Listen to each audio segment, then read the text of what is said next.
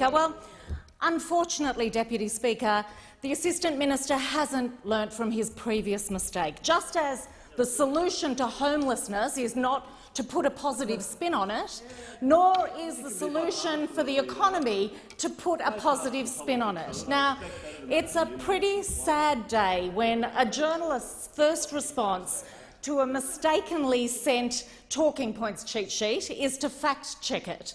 And not only that, but for there to be significant discrepancies between claims that the Prime Minister's office is telling members opposite to say and what the hard facts are actually telling us. You know, it's like people don't trust him, and that's maybe what happens when you put out media releases that claim to be 50-50 funding a dam, when in fact, when it boils down to it, it's 25–75%. Now, I say this as someone who spent my 20s testing the veracity of governments and oppositions as a journalist, and it strikes me that perhaps the Prime Minister's visit to President Trump has rubbed off on him just a little bit too much. But let's turn to one of the things that actually matters most to people, one of the things where we do need to have some action. People want a decent, steady, fairly paid job, and they want the means to get the skills so they can get one. It's pretty fundamental. This is the basis of knowing that if you work hard, you will be rewarded, you'll get ahead of the bills, you'll have some sense of financial security.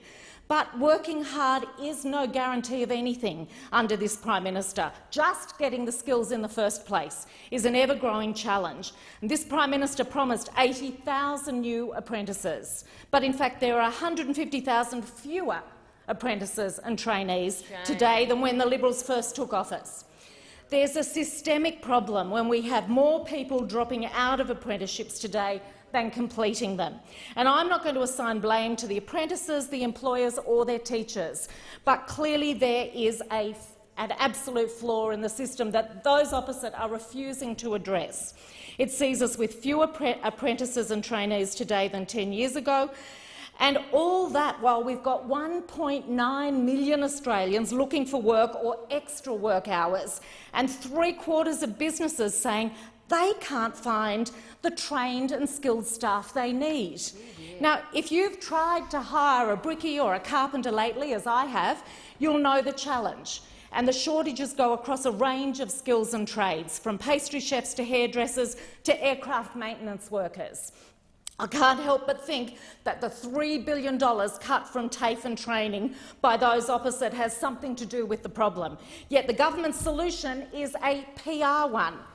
Now, I like a good celebrity as much as the next person, but how is that a policy solution? We are not in the business of marketing here. We are in the business of solving problems with genuine solutions.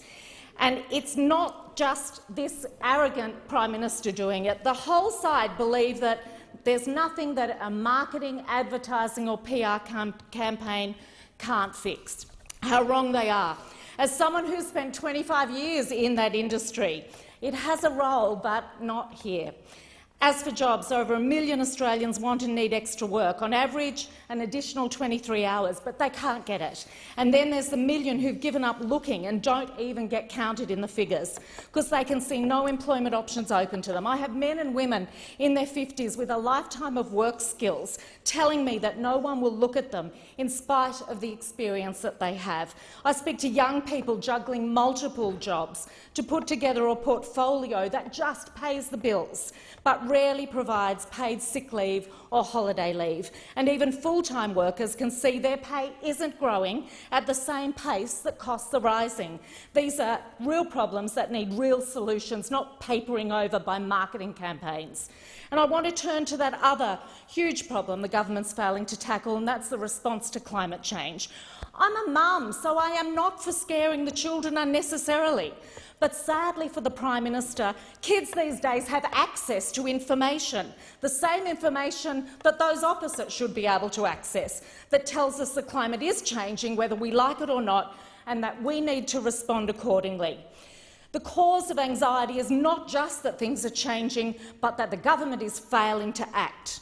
This government fails to acknowledge that emissions across the economy are rising and have risen every year since they came to power. There are steps we can take, but the Prime Minister won't find them in a McDonald's smart drive-through.